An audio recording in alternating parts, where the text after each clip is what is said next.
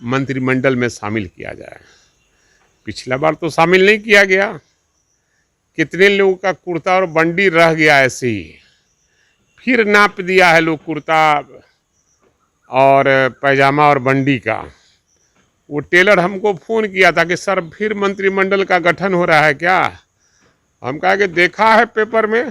और माननीय मुख्यमंत्री जी दिल्ली जा रहे हैं माननीय प्रधानमंत्री से मिलकर घिघियाने के लिए कि हमारे दल का भी एमपी को मंत्रिमंडल में शामिल किया जाए। नमस्कार, न्यूज़ फॉर नेशन देख रहे हैं। मैं हूं आपके साथ वंदना। बिहार में भले ही मानसून ने करवट ले ली हो, लेकिन सियासी घमासान अभी भी शुरू है। कहा जाए तो एक तरफ जहां मानसून के मियाज तो ठंडा है ही, लेकिन राजनीतिक गलियारों में काफ़ी गर्माहट है। हमारे साथ हैं बातचीत करने के लिए भाई वीरेंद्र, जो मुख्य प्रवक्ता हैं आरजेडी के और विधायक भी हैं। इनसे ही जानते हैं कि सर नीतीश कुमार दिल्ली जा रहे हैं। जेडीयू का दावा है कि वो स्वास्थ्य चेकअप कराने जा रहे हैं। भले ही वो स्वास्थ्य चेकअप कराने जा रहे हों, लेकिन कहा यही जा रहा है कि आरसीपी सिंह को अब केंद्र में मंत्री बनाया जाएगा। जिस तरह से केंद्र में आरसीपी सिंह को अगर मंत्री बना दिया जाता है, आरजेडी कितना हल्का महसूस करेगी, क्योंकि आए दिन जिस तरह से वो तगड़ा जो हमला करते हैं राजद पर, क्या कहेंगे सर? राजद पर जो भी हमला करता है उसका जवाब तगड़े तरीके से दिया जाता है। और माननीय मुख्यमंत्री जी दिल्ली जा रहे हैं माननीय प्रधानमंत्री से मिलकर घिघियाने के लिए कि हमारे दल का भी एमपी को मंत्रिमंडल में शामिल किया जाए। पिछला बार तो शामिल नहीं किया गया, कितने लोगों का कुर्ता और बंडी रह गया ऐसे ही।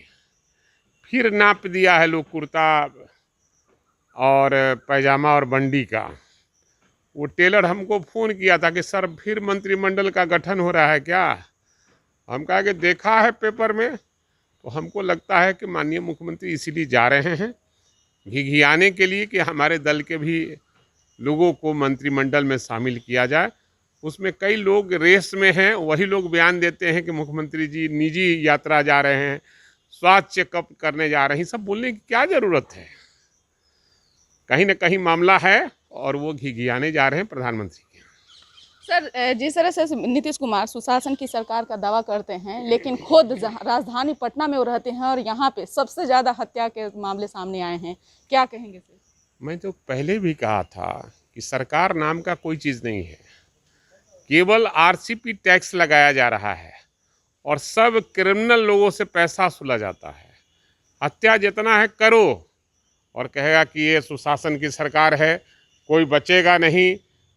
और उन्हीं के दरबार में लोग रहते हैं, जो खून करने वाले लोग हैं, जो मर्डर करने वाले लोग हैं। उनके सरकार के जो रसूखदार नेता हैं, उनके देख रेख में ये सब होता है।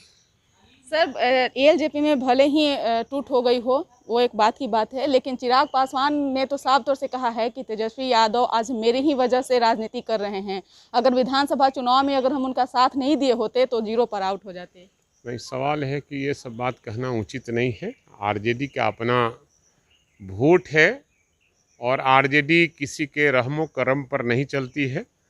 और आदरणीय लालू प्रसाद यादव के विचारों से आरजेडी चलती है और महागठबंधन भी चल रहा है, उनके विचारों से ही चल रहा है। और महागठबंधन का पिछली बार सरकार बनती, लेकिन पिछले चोर दरवाजे से घुसकर और हमारी सरकार को बनने नहीं दिया लोग। और बड़े पैमाने पर फेरबदल हुआ है जीत और हार का।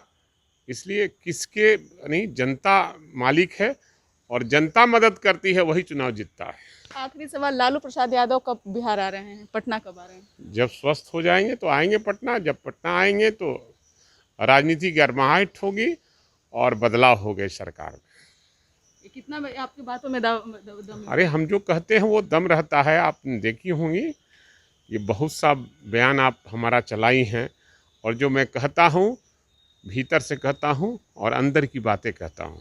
जी बिल्कुल। तो आप सुन रहे थे कि क्या कुछ कह रहे थे भाई वीरेंद्र। उन्होंने साफ तौर से कहा है कि जिस तरह से बिहार की राजनीति जो है वो तो अभी चल ही रहा है, लेकिन जैसे ही लालू प्रसाद यादव की बिहार में अगर एंट्री हो जाती है तो बिहार में ज़रूर कुछ बदलाव आएगा। इस खबर बस इतना ही। देखते रहिए न्यूज़ फॉर नेशन। नमस्कार।